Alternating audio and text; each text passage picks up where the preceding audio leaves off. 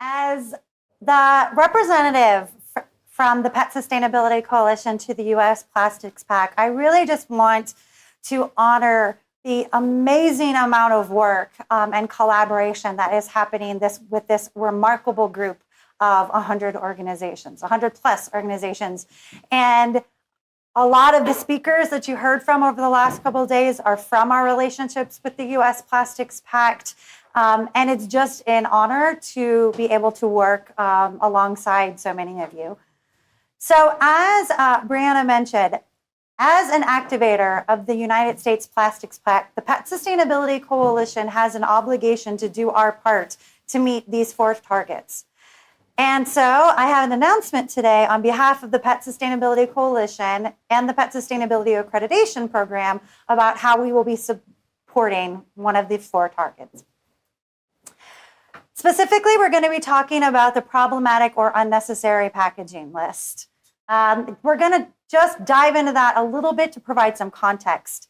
So in the concept of the United States Plastics Pact and that definition, as it was mentioned by Sustainable Business Council earlier today, there are a couple of different definitions of this phrase.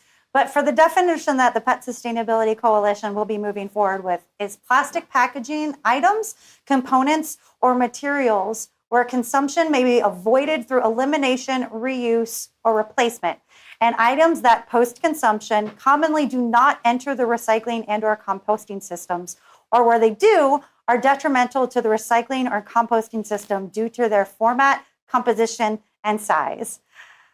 Many of you on this call are familiar with EcoCycle, and Kate Bailey, who is our championship over there, who the Pet Sustainability Coalition has been honored to work with for the last several years. So just to add some context to the conversation, I thought I would borrow Kate's words for the context of this conversation. Kate is also one of the founding members of the Alliance of Mission-Based Recyclers and brings a unique perspective to the recycling conversation from the perspective of recyclers who are the ones who are processing these materials after they leave our consumers. And in Kate's opinion, the truth is some plastics will never be recycled effectively at scale. The PAC's elimination list is a big step forward toward aligning packaging design with the capacity of the recycling system so we can move together towards a more circular economy. So to briefly remind us all of what Brianna was talking today, I want to talk a little bit about how the 11 things that ended up on the problematic and necessary packaging list ended up there. So a pool of experts were put together and debated, and this 4 months.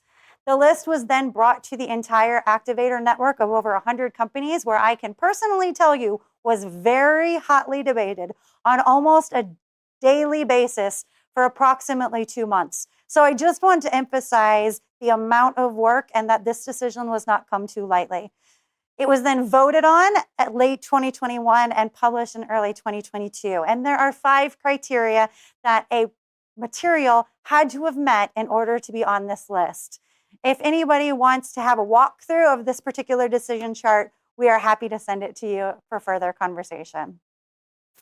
Just a reminder, there are 11 things on the problematic and unnecessary material list.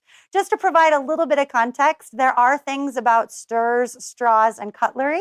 This isn't saying that all plastic straws and stirrers are evil.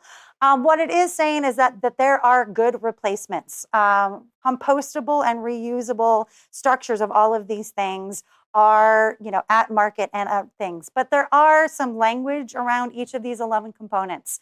So if you are concerned about any of these specific materials, I'm going to encourage you to reach out to myself or your Pet Sustainability Coalition team member, and we're happy to discuss in more detail. But what does this mean for the Pet Sustainability Coalition, and why am I even bringing it up? Well, to do our part, the Pet Sustainability Coalition is going to enact some policies in order to help with the elimination of these 11 items. But before I do that, I want to bring something up. So I've been framing this conversation as the US Plastics Pact. However, this is not a United States-based problem. As Brianna mentioned, the United States Plastics Pact is part of a global plastics network. And just in case anyone was wondering, all of these plastic networks are in the process of delivering similar lists. So just so everybody knows, we're not holding our United States companies to a standard that isn't being implemented elsewhere as well.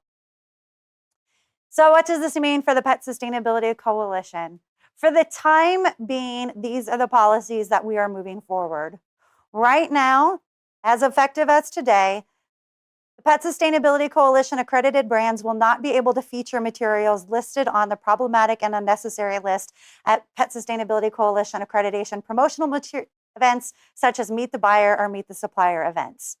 Companies will not be able to promote materials on the list at PSC events like trade shows, webinars, marketing materials for events, exhibit booths, and etc. As of July 1st, 2022, the accreditation program will not accept any new companies who are selling or using materials on the problematic and unnecessary list. This will not apply to any company who is accredited as of July 1st to give time to make these changes. However, as of July of next year, packaging suppliers who sell products that contain materials on the list will no longer be eligible for PSC accreditation. And companies whose products are packaged in materials or contain materials in the product from the P&U list will no longer be eligible for PSC accreditation. I know this can sound like an intimidating conversation, and you probably have lots of questions. So I just want to let you know that the PSC team is here to support you on the journey, provide any context we have, or answer any questions that you have. But I'd be remiss if I didn't bring up this last point. Whenever we take one thing out of our supply chain, it is inevitably substituted by something else. Therefore, material substitutions inevitably produce trade-offs for sustainability performance. When considering material substitution, PSC encourages companies to switch to more circular, i.e. in the case of the PSC packaging pledge, reusable, recyclable, or compostable resins with better environmental profiles. However, when existing problematic plastic packaging is replaced by new plastic materials or a non-plastic material such as paper, glass, or metal, companies are encouraged to carry out assessments to measure emissions, water use, and the overall environmental impact. This analysis should include recyclability and or compostability as a criteria for compassion. So the emphasis that you've all been hearing for the last 2 days about life cycle assessment is really emphasized that we believe in a data-based approach to packaging decisions, and that applies to this criteria as well.